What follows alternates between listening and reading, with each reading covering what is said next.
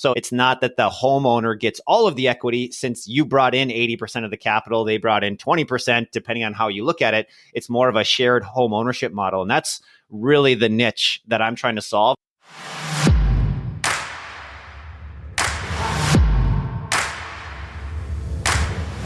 Hey, MU Nation. Welcome to the Millionaire University Podcast. I'm your host, Brian Gearin, back with you today. And I am very excited to welcome our guest, Adam Zock of Home Equity Partner, joining us on the pod today. Adam owns Home Equity Partner. It's a real estate business that essentially plays matchmaker between home buyers who might not qualify for a regular traditional home loan. He connects them with real estate investors and hooks them up with a rent-to-own situation. So he has a really cool business, but he has an even cooler story of starting from a regular W-2 and getting that entrepreneurial bug and starting a business, finding a business partner. Adam has a lot of cool, actionable advice for us today, so I can't wait to jump in. So without further ado, let's welcome Adam Zock to the podcast. Here we go. I'll start off just growing up in a town of about 15,000 people in North Dakota. So not being a whole lot of people, I was one of six. And so the entire state of North Dakota where I live in is probably about one square mile of what most people are doing. And so having to get very creative on doing stuff long distance. So transitioning all the way to what I'm doing now, which is all long distance real estate investing and just playing a matchmaker between two different people, I feel like I uniquely set on, okay, what are my advantages and what are my disadvantages in life? And so it's like, oh, I maybe don't have 1 million people in my city or in my area. So it's like, oh, what do I have? And it's like, oh, I know real estate. I know that if I invest here locally, that real estate's going to do very predictable returns. But if I want to do something bigger, I might have to broadcast out. And so anyone that feels like they maybe don't have the skill sets or different things, maybe try to leverage that to your advantage, invest in something that's not going to appreciate super high, but essentially went through the engineering school, was doing the delayed gratification of go to college, get the good job, but then the delayed gratification didn't pay off when they told me to wait 40 years. And so then my foot started tapping underneath the table. And I was like, I got to do something. Even if I can retire 10 years earlier, that would be it for me. And I was like, okay, well, I can just stuff money into the stock market. I could start my own business. I can do fantasy sports betting and hope I can win on that, which is a lot of fun, but turns out doesn't pay off a lot. I could spend a lot of time doing it, but it didn't pay off. Then I found this little thing called real estate. And selfishly, it was just, I wanted $6,000 a month to replace my income or to get close to my engineering salary, about 60% of my salary. And if I felt like I could do that as a side hustle, that was good enough for me to leave the engineering world. So luckily, I then left a couple years ago. My wife did. And now all I do is turning the real estate investment side into a full business, because at first I was just solving my own pain, which is admittedly selfish, but it's probably the biggest motivator. I know there's a lot of people like altruistic and want to have a social impact, which is fantastic. But unless you are extremely motivated by that thing, I'm a flawed human being. And so for me, it was like, I wanted X amount of money coming in every month, because then I knew I could have Adam's time back. And once I got my time back, I could then go and do different things. I constantly give, I'm trying to do my time, but I got a 6, 4, and 1-year-old. And so my time is the most valuable resource. So I was doing return on investments along with return on time invested.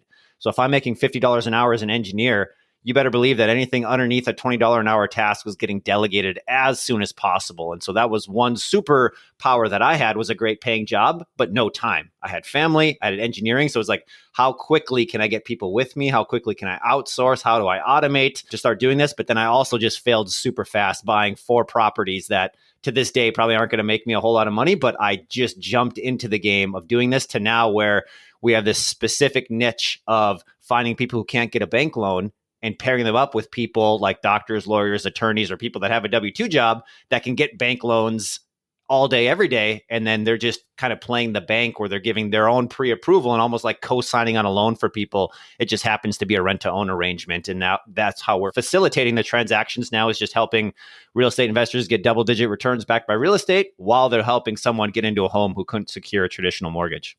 Very cool. At least to me, when I first chatted with you, that was a bit of a foreign concept, because as a homeowner and a one-time, first-time home buyer, it was one of those scenarios where you're kind of beholden to A, your assets, and B, what the bank would loan you.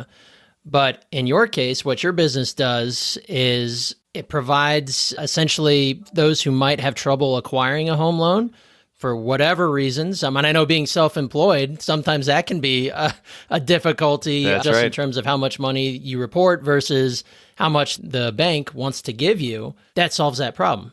You got it. So yeah, there's just 5 things. It's your down payment, it's your credit score, it's your debt to income ratio, which kind of plays into that thing. It's your job history. They want 2 years of like taxes or bankable information. I went and got my registered mortgage loan originator so that I could understand this a lot better to be able to help people. And then 5 is just a background check, making sure they don't have bankruptcies or evictions and different things. And so the key thing is like, oh, if you have all 5, great, you can get a bank loan. That's probably your best option. But if you have 4 out of the 5, you're basically just a pass fail. And so what I've done is be like, you know what? If someone's going to give me 10, 15, or 20% down on a house, I'm willing to take that bet as an investor for someone like Brian who's self-employed or for someone else. And so that's where I was just like, as long as I could be like the bank where I'm just making a yield spread on the capital that I'm lending. If I'm borrowing from the same bank at 7%, but then charging it at 9%, you just make a 2% yield spread on, basically no money out. If depending on how much capital that they're bringing to the table, different people can bring 10, 15, or 20%. So you're just kind of co-signing on their loan. And that's what we really figured out is it's just a calculated risk to reward. And hey, if it goes bad, okay, I have their 10, 15, or 20% down. And if I can't, and if it does go well, they just eventually secure a mortgage in the next 1 to 3 years, or they sell the home or whatever they want to do. But then that way I'm protected. And that's kind of how the banks look at it. They just have their very set criteria because they're doing trillions of dollars. So the loan officers have to be doing this. But that's really where I stole the idea. It's like, oh, we are putting trillions of dollars into mortgage-backed securities. They just bundle them all up. If you've seen The Big Short, right? You got the Class A's and then you got the garbage and the junk bonds, but you're really only getting whatever the interest rate was. So whatever it is 4 years ago is like 2%. Now it's maybe 6%. And so it's like, I really don't want that as an investment. Me personally, like, yes, big pension funds, they have to have this low risk and they have to put money, trillions of dollars into mortgage-backed securities that are just earning them 5% where it's considered safe, but it's not very liquid. If you're just personally loaning someone, say if I loaned you $1 million at 5% over 30 years, that's not a great investment, right? It's not liquid. It's in the asset. I have a mortgage that I could potentially sell off or trade, but it's not very sexy. And so I was like, well, how do the banks do it? It's like, well, the banks just actually borrow the money from the Fed and then lend it out themselves. And not only that, but they do it at some sort of multiple. So they're not even using their own money. They're just borrowing someone else's, lending it out at a different spread, providing some sort of service. So I was like, oh, why don't we just do that with private money? So it's similar to like kind of peer-to-peer personal loans. We just happen to do it with a secured asset with real estate that tends to appreciate over time.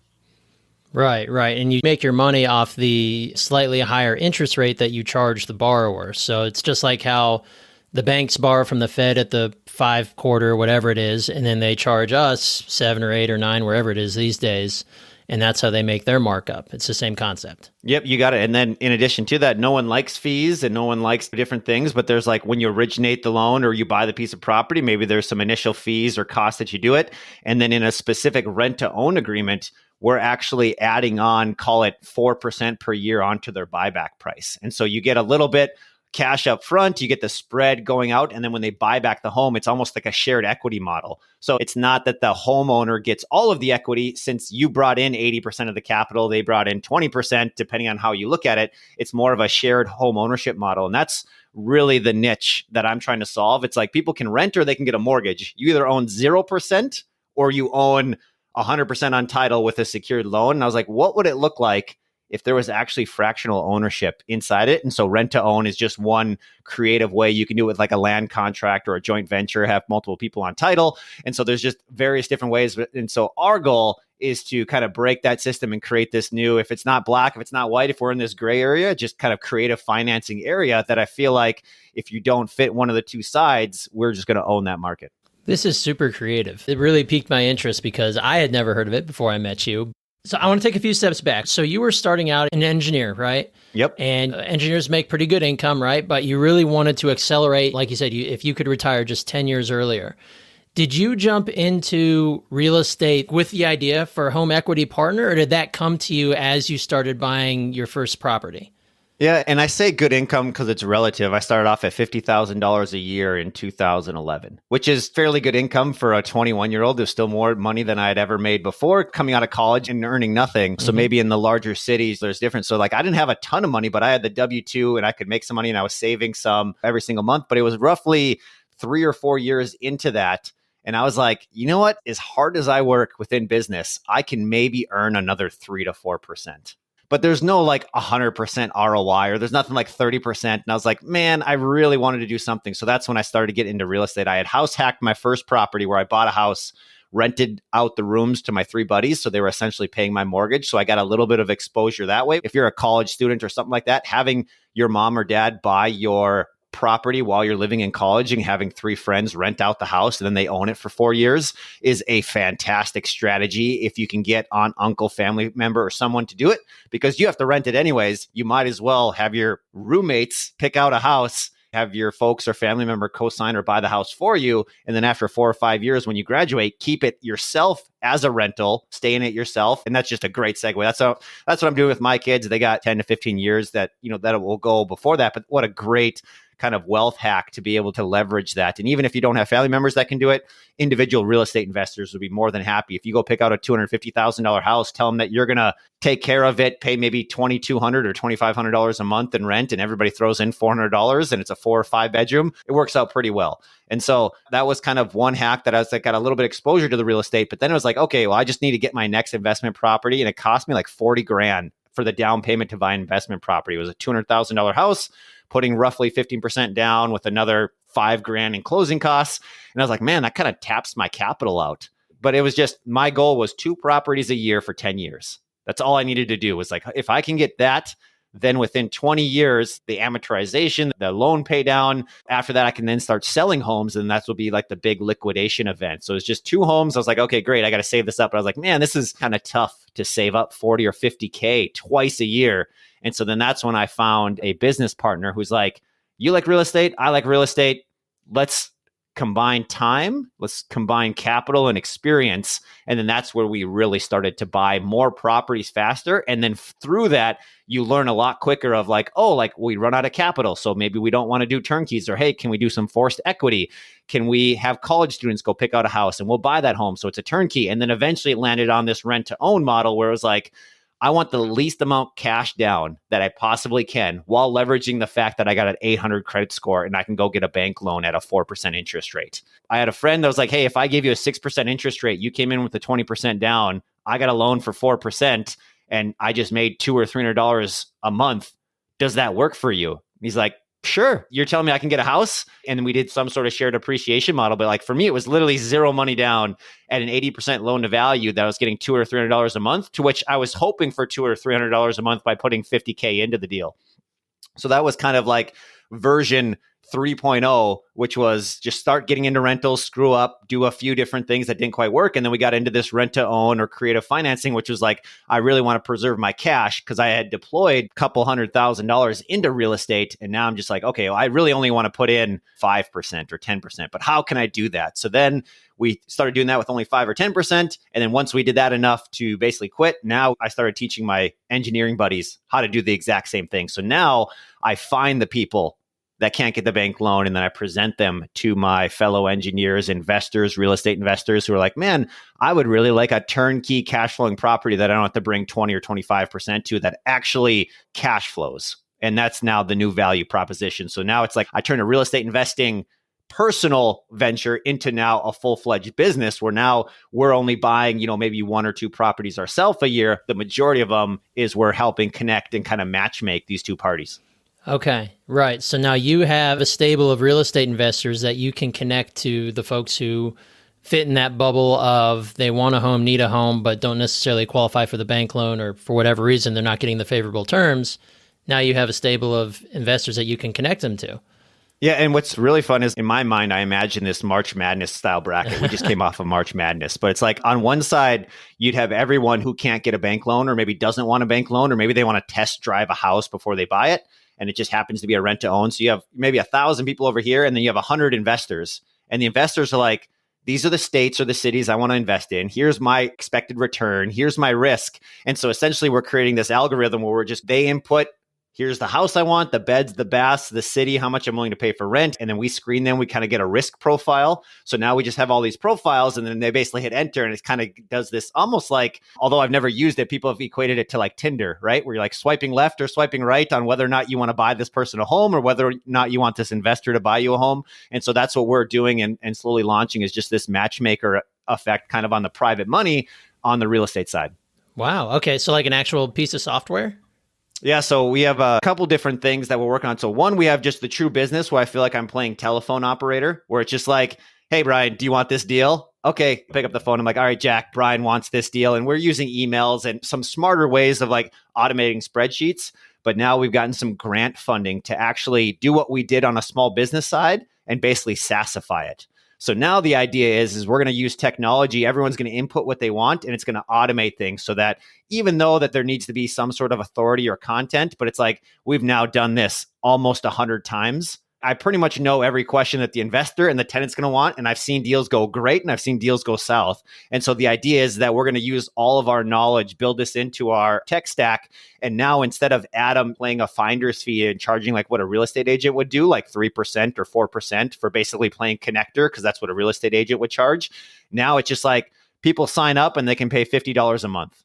And so instead of Adam making 10 grand per transaction, I just want 100 users on each side paying $50 a month and turn that into a software business that just happens to then amplify our existing business. So it's kind of like slowly going up the business food chain on just different evolutions of the same product. But it all started with Adam just buying his own house, then trying to buy the next investment properties. Then it was like, oh, now I want to get more for my dollar. Then I started playing matchmaker where I actually turned it from a real estate investment to a business. And now it's just kind of a different evolution of the business that we're working on. That's really cool. I could keep going for hours on questions on this because I'm fascinated, but you hit on a point a few minutes ago that I want to get back to. You said that what really took your business to the next level was finding a partner. Can you tell us a little bit about how you ended up finding your partner? Was he a friend of yours or was it just kind of by happenstance? And what really was it in your mind that, hey, partnering up is really going to do something for me? I feel like business partnerships either go really bad or really well. Right. I know very few that are like, you know what, I'm okay with this.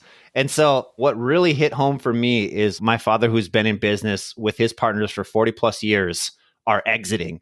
And I don't know all the specifics, but it's not like a great mutual, like, hey, this was awesome. It's like, hey, there's lawyers or attorneys. And I asked him a pretty profound question. I said, hey, knowing everything that you know right now, would you do it all over again? And without hesitation, he said yes.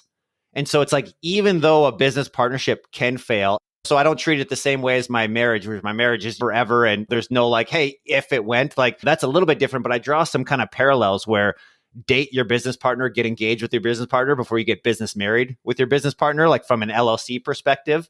And so what we did is we just started doing a few deals together, but I am so far into camp business partnership that it's not even funny. So I'm going to be the person who's had failed partnerships, but also great partnerships. And they by far, the good ones outweigh the bad ones because the bad ones are like, yeah, that sucked. I didn't like it. I lost money. I had to go to court. You had to do this. The product didn't quite fit. But for the ones that do, it is so hard to do this by yourself. And people that have done it, it's great. But I remember the quote, if you want to go fast, go alone. If you want to go far, go together. And just having someone else, because I try to talk to my wife all the time about real estate. And she's like, yeah, I'll give you kind of like the glossed over eyes, right? But I'm super passionate about it. And you can join masterminds, you can have other things, but having an actual equity invested partner where you're like, he finds stuff that I miss, or I miss stuff and then he finds it, and vice versa. But then you also figure out that, hey, Adam's really good at sales and marketing and I'm an extrovert, and my business partner is an introvert and likes numbers and operations and contracts. And I'm like, you're telling me that you like that stuff? And he's like, yep. I'm like, oh, thank goodness. And so it was a little bit of a happy accident. But then since then, I've strategically formalized that. I do a lot of like personality style tests. I do like the DISC profile, the Enneagram, do the strength-based finders. And so you want similar vision, complementary skill sets. You don't want two salespeople, at least from my experience. I want someone who's awesome at sales and someone who's awesome at client fulfillment or operations and finance.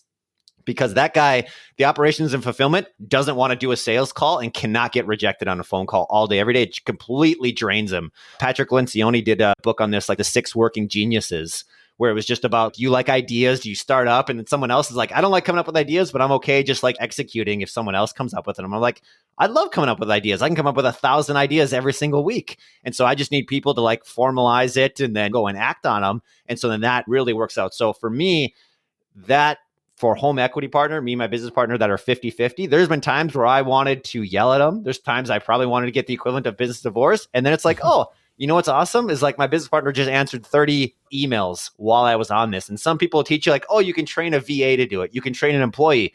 And if you can, that's great. Adam didn't learn how to do that. I just found someone who was a friend that happened to be in construction that wanted to get into real estate. We did one property together. Turns out he was handy. Turns out I was not. Turns out he has connections that I don't. And then since then, we've just been going side by side. And it's turned into this wonderful business that's provided the lifestyle that when Adam goes on vacation for a week or my business partner John goes on vacation for a week, it's like, man, I'm really not needed. Like if I stop pedaling, eventually I would come to a stop, but you have someone that is financially and equitably interested, not an employee, and they take it very seriously. So I maybe went on a little bit of a rant there, but that's Adam's belief on the business partnerships. I think everyone should find one.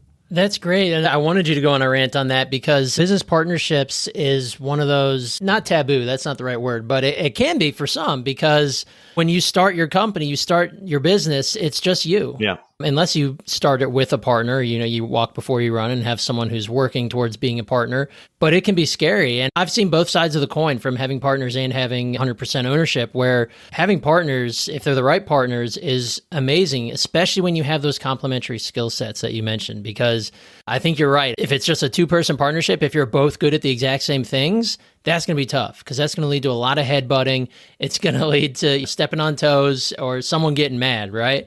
Not that you won't get mad in a complementary relationship, but having a visionary and an implementer is an incredible place to be in a business partnership for the reasons that you stated. So that's really cool. That's a big thing where if you're fortunate enough to find someone, then go for it, right? Walk before you run. Like you said, don't get business married right away, but always be open to those ideas, I think is a great thing. One thing I would add is I think ego kills most businesses. There could be the true, like, I'm carrying this thing and this doesn't make any sense. Like my business partner got sick or, something else happened and like, you're truly like carrying it. But there's a lot of times where I'm just like, well, I'm doing this. Like, what is he doing? Or, but it's like similar to my marriage, similar to my business partnership. I want them to get the better end of the deal. And if I can say that with honesty, that I feel like, hey, my wife and my business partner are getting the better end of this deal and that I'm giving more than I'm receiving, lifting different people up, that kind of helps sequester some of Adam's ego, right? Because if I feel like I'm giving more value, I'm like, oh, I should own more percent or I should get a higher caliber. But it turns out that it's very difficult to measure in that sense. And it just, if you act with that attitude, it's one of our core values just from generosity, which is see a need, fill a need, give more than you receive. If you're doing that, it equally fills yourself up and then it happens to bless you in very great ways. That's my own personal challenge, is just like the ego of, oh, I should have 51% instead of 49%, or I'm doing this, he's doing that, or he's gone for a couple of days. It's crazy how much it changes day to day, week to week, and year to year. You mentioned percentages. You don't have to share what yours is if you don't want to, but how does that work when you're entering a business partnership, a business relationship? How do you decide on that percentage? There's probably a ton of factors. This might be a really open-ended question, but how did you guys decide on how that was going to factor into how the relationship would be officially solidified? Sure. So we started off with a one-page operating agreement, which was simply just like, it's 50-50. Here's what we're going to do. This is the ultimate goal that we want. And we had no idea how we were going to do it. It was essentially, the goal was to get to each of us to $10,000 a month. We're going to do it through real estate. If one of us died, this is what happened. There was no way of like evaluating the business. There was no the now 20-page legal document of probably the right way of doing things, which I would recommend starting that route. But I still like the idea of just a one page of like, what are our expectations and who's doing what? How much time are you committing? How much capital are you committing? And what's your skill set that you're committing are usually the three values that you're bringing into it. And that's like, so literally time, number of hours, literal capital, dollars, but then like, do you have a unique skill set, resources, or network that makes you a higher dollar per hour leverage? Like if I wanted to partner with Alex Hormozy, I could put in all the time and I could put in all the capital, but with one tweet, he could do more work than I could in 10 years combined. But it's not any effort, not much, any time. But if he promoted something, right? So it's tough to value that last one, which is almost just a skill set or a resource ability. But those are the three big things that I see bringing into it. I've done it that way where it's just true 50-50 to start with, or I've done some sort of like vested equity where it's like, hey, like in general, you're a 50-50 partner, but from 0 to 1 year, it's nothing. And then it basically vests 20% every year so that eventually they have some sort of ownership, because it's all exciting at the very beginning. You're both starting to do this. And until you're actually making money, in my opinion, like it pretty much doesn't matter unless you're contributing capital, like a lot of capital. But for most businesses, I don't think you should spend more than $5,000 to start the business anyways. You get your Secretary of State, you maybe start a website, and then unless you're making money, like that doesn't have to be too formalized. It's really once you start making money, or if for some reason you made some really bad investments and now you're in debt, of who owes the debt back to it is where things, start to shake off. And so I'm kind of the opinion that it just progress, have a loose 1-page agreement. And if things are like, all right, turns out this is a real business and I think that there's some value here, it's like, all right, who's going to be doing what? What are the roles? Because at first you're just trying to be one of the 10 that actually succeed in a small business or a startup. And I don't want people to get bogged down of like, what should be my tax structure? And just do an LLC, do a multi-member managed LLC, or just create the LLC yourself, figure the rest out later. Start small and grow from there, because obviously the majority of small businesses fail, right? For a multitude of reasons. So I think it's really easy to get caught up in, like you said, how do I tax classify myself? What percentages do we do? No, just get started. That 1-pager. I love that advice. Get that 1-pager operating agreement, get the goals of what each of you want from this, and then don't worry about it until you start making money. And then once you start making money, start seeing how much it is, and then get a little bit more formal as you go along. Yeah. And I think that's the big difference between a startup and a small business. And I think you have to decide which one you are. To me, a startup is like, hey, we're doing this, we're bootstrapping, we're not paying ourselves. And the goal is eventually we're going to raise money, get a big exit, or like, hey, this is going to really blow up. Versus what I started, which was I thought was a startup, but it turns out it's just a small business, which was I just want to be profitable. Those are two very different ideas. One's like, I'm going to change the world and it's innovation or a new product or making a better mousetrap. Nothing wrong with any of those innovation styles. Or there's just, what I really want to do is start my own contracting business or my own landscaping, my own real estate business. And all I want it to do is profitable so that I've moved from an employee to a business owner. It still requires a ton of my time, but I just have a little bit more control. And knowing if you're a startup or a small business, at least for how I classify it, sometimes is a huge weight too on how you're paying yourselves and your approach to risk and reward.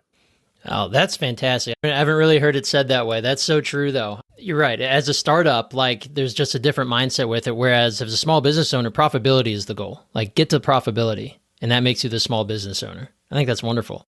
And if you haven't looked at it, North Dakota is super favorable with like grants. We literally got $10,000 to start and progress this idea just by applying and figuring out what resources that we have. There are so many state resources, SBA, SBDC, that are like, even if you're between $0 or even up to like $1 million in revenue, there's retired people through SCORE, that's just a national network that'll just give you advice for free or connect you with people for free. And I was like, sometimes I'm like so prideful. I'm like, oh, I got to join this paid mastermind group or do all this stuff. And it turns out that the federal government, as inefficient as they may or may not be, has all of these free resources for you to go through that people are just like willing to connect you with it. And so if you're listening to this, you're like, oh, like in addition to the Millionaire University podcast, because this is going to give you like probably the freshest and the most unique takes, I still think that there's an equal part of just basic business that you can get from the SBA or from SCORE, from these free resources locally through your city or through your state program. So I've gotten very good loans and very awesome grants by just opening the door, because states want to see your business succeed because they get revenue from it. So it's like a lot of them have incentives. So I would check those out. That's a hot tip for sure. I like that. And you said grants too. That's something I didn't even think about, the grants for your business.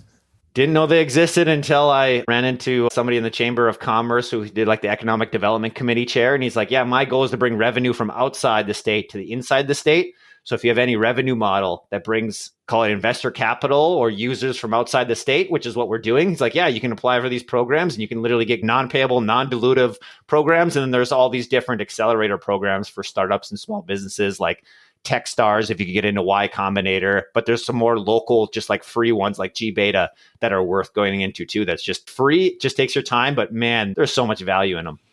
I love that. Yeah. Hit up your state, folks, or the feds. They might give you some advice, or the free stuff, like eat it all up before you get to the paid. I like that.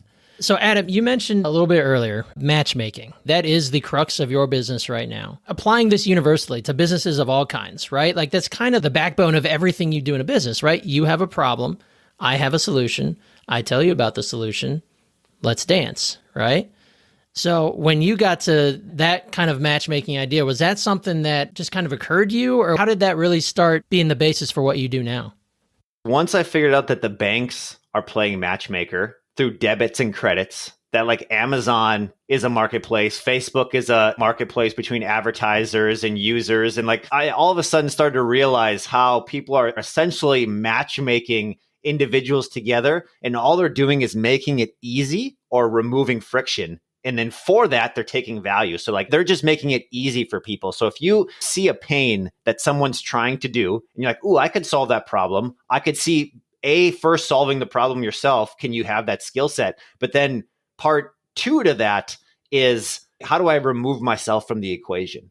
And so that's kind of been the two-pronged approach of like, okay, I see a need, fill a need. Is there enough value that one person's willing to pay for it? So I got to solve it myself. And that's like the bootstrap, roll up your sleeves and just solve it. But then my next question is, how quickly can I remove myself from the situation? And a lot of that is technology, automation, different things. So for us, it happened to be, we're finding tenants and they're like, you know what I'd really like is to be able to get into a home, but I can't because I have a mortgage and I'm tired of throwing money away on rent. And I was like, cool, I'll solve that problem for you personally. But now I was like, well, what would it look like if I know a bunch of people who want to get into real estate, but they have no idea where to start, right? They're like, I don't want to deal with tenants. I don't want to deal with toilets. I don't want to deal with turnover. And so I'm like, oh, okay, great. Like I didn't realize that getting into real estate is just as hard as someone trying to get into a house. And so it's like, okay, well, how do you remove that friction from the two pieces where you're either their trusted resource or you make it so simple? Because I feel like it was Teddy Roosevelt. He said, I would have written you a shorter letter if I had more time, which I feel like is so true, because you can try to explain something in a 1 hour webinar or whatnot, but like, how do you articulate something that captures people's attention that's clear and concise? And ChatGPT is doing a fantastic way of helping me, my own personal business, of just like, here's what I want to say it simpler, right? Or say it to like a fifth grade level, because I feel like sometimes people just need to know and have their number one, number two, and number three objections answered in a very simple, concrete, almost like guaranteed way, versus having an extended, very long conversation about it, to which they might need later down the road. But just to get them interested in it, I feel like a lot of it is just like, oh, did you know that this exists? Hey, here's the 3-part, no longer than 30-second answer, to which they say, ooh, I'm still interested. Yeah, I think that's a perfect way to put it, because simplifying, especially a process like real estate, whether it's someone who comes to you seeking real estate or investors, like there's got to be a process that has to be easily understandable for someone who is not involved in that on a regular basis. I remember doing that when we went through our first home buying process, right? It was a whole new thing for me. Now there's a lot of things I know now that I didn't know then. I wish I knew it, but if you have that, it's almost like a superpower, right? To be able to break it down in terms that are so simple that a 5-year-old could do. I use that all the time on myself, because I'm like, you said that, that's great. Now give it to me like I'm 5. Okay, now I can better understand it. And I think basing that with matchmaking, that's how you do it, because you make it simple for the original party and you connect them, you make that match with the ones who can solve that problem. And I would offer a very realistic offer, which is, so if I was taking the same example and applying it to Home Equity Partner, I would say, hey, listener, if you reach out to every mortgage loan officer that you know and every real estate agent that you know, and you ask them, hey, do you have any clients that can't get approved for a loan?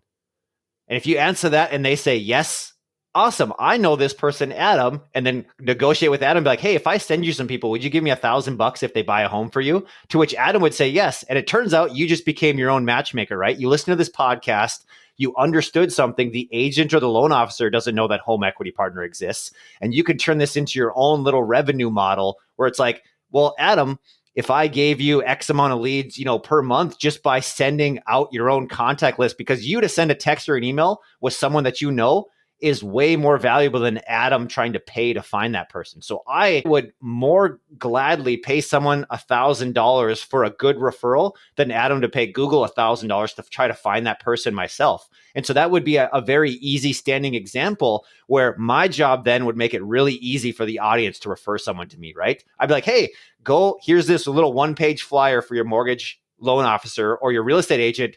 Give it to them. Here's a specific URL link. If they submit this, you'll get an email. And by the way, if you do this, I'll give you $1,000 if they close on a home. To which someone would be like, well, for an hour of my time, why wouldn't I just do X, Y, or Z, go through my contact list, or everyone knows at least probably one agent or one loan officer, and be like, hey, what do you think about this?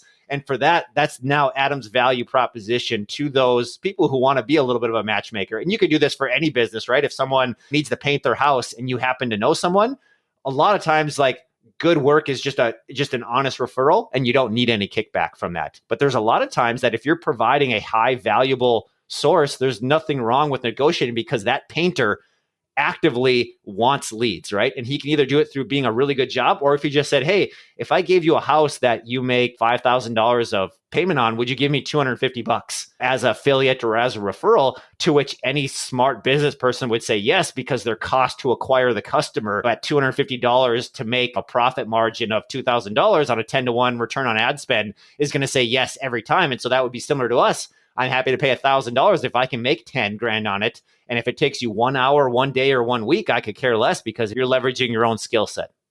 So give me just a minute while I finish this note on making sure I reach out to my mortgage loan officer friends for Adam. All right, perfect. I love that. That's such a cool way to apply that because you are making matches, even if you don't even have an LLC. You're just connecting Adam with a mortgage loan officer, a real estate agent. I'm sure they have people they talk to on a daily basis who, hey, I'm sorry, we can't really get you qualified. But now that agent can be like, hey, I know a guy. Why don't you go talk to Adam?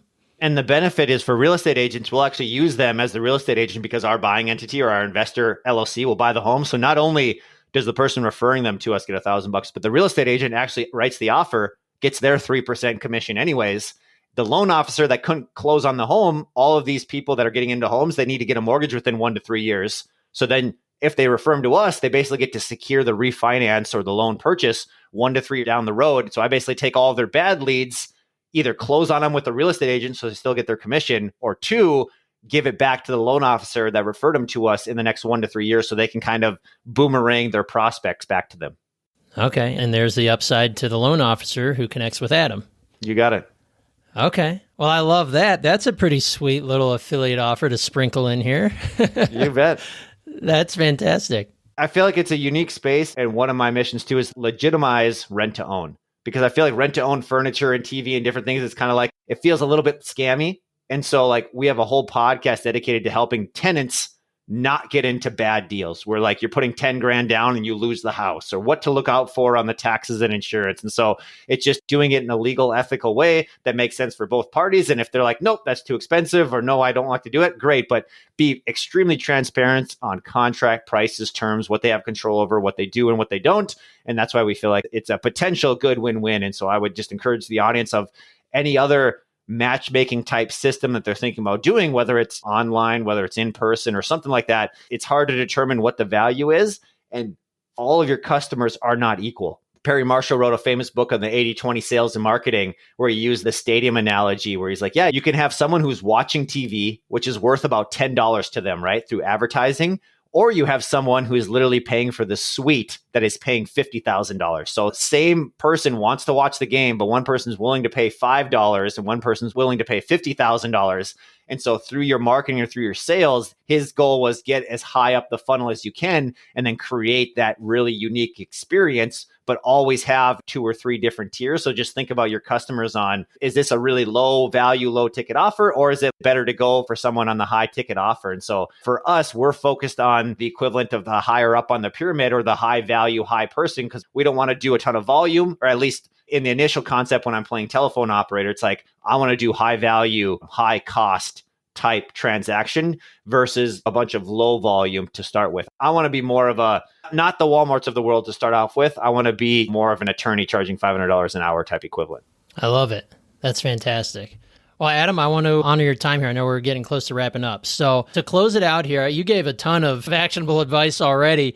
But if you had one thing you wanted to relay to our listeners about whether it's finally getting started in your business or deciding what to do, what's that one bit of advice that you could provide? If it was me and you don't already have a business partner or you're thinking about bringing on someone else, I would spend some serious time thinking with a pen and paper and be like, hey, who is the ideal person that if I found them would significantly help my business? And if that's giving part of your equity away, I would consider you to challenge that or think about it, because if you're 100% owner, it can be extremely stressful. So my one piece of advice would be really consider who would be an awesome value add. And it's interesting when I ask that, usually somebody in your head pops up, right? You're like, ooh, my cousin, my friend, my business partnership. And usually they're very busy individuals because they're already successful. And it's like, if you want to get something done, give it to a busy person, because everyone who's looking for a job or looking to become a partner, at least in my perspective, typically isn't as employable as someone who's already in a C-suite or already making $100,000 a year. And so your goal then is to inspire them in such a way that be like, hey, could I get 2 hours of your time? And in exchange, a lot of times, if you just pique their entrepreneurial curiosity, you can take a lot of those W-2 style individuals and be like, hey, do you want to be part of a startup? To which they're just like, I love it. It's fun. I might have the upside. And it's crazy what exchange of value you can get from finding that type of a person. So I would encourage the listeners, if you're thinking about starting a business, or if you have a business and you're thinking about bringing someone on, is find someone who's super busy, super professional, maybe has a higher salary. If they don't have a ton of time, like great, versus someone who's like, yeah, I got 2,000 hours free this year. What do you want me to do? Depending on what exactly you need, because that could be more of like an apprentice that could eventually team up to it. But depending on where you're at in your stage of business, you can either go for the apprentice where you're like, hey, just shadow me. I'm going to pay you almost nothing. You might get some equity, versus, hey, I'm going to go snipe someone who is really curious and starting a side hustle. That's brilliant. And just as you were saying that, there's a friend of mine that's been in my mind. He and I are always talking about getting into business. We haven't quite yet, but it's just one of those where it's like, feels like a match. It's just a matter of what and when, right? But we're both extremely busy individuals. So I love that, because that's so true, because a busy individual is probably going to have the interest. They're going to make the time if it's right for them, and piquing that entrepreneurial curiosity. Because I was thinking about myself, someone comes to me with an opportunity, right? I am always all ears. All the time. I don't say yes to everything, but I am always all ears. So I think that's such a great way, a bit of a mind shift too, because you might think, well, that guy's so busy, that girl's so busy, they're not going to have time, they're not going to be interested in this one. No. Still might be worth the ask, especially if they have complementary skill set. You got it. Awesome. Well, Adam, thank you so much, man. This has been a ton of fun. I want to make sure that if any of our listeners want to reach out to you, how can we do that? What's the best way?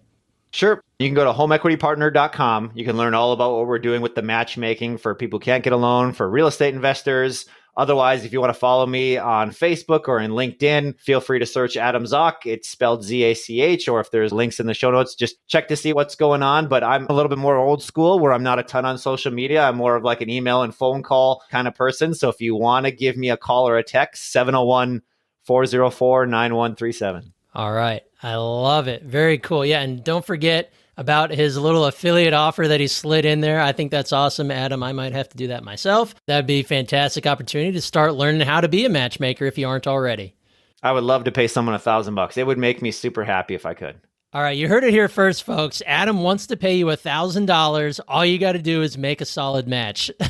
You got it. All right. Well, thank you, Adam. This has been a blast. I look forward to chatting with you again in the future. Thank you so much, Brian.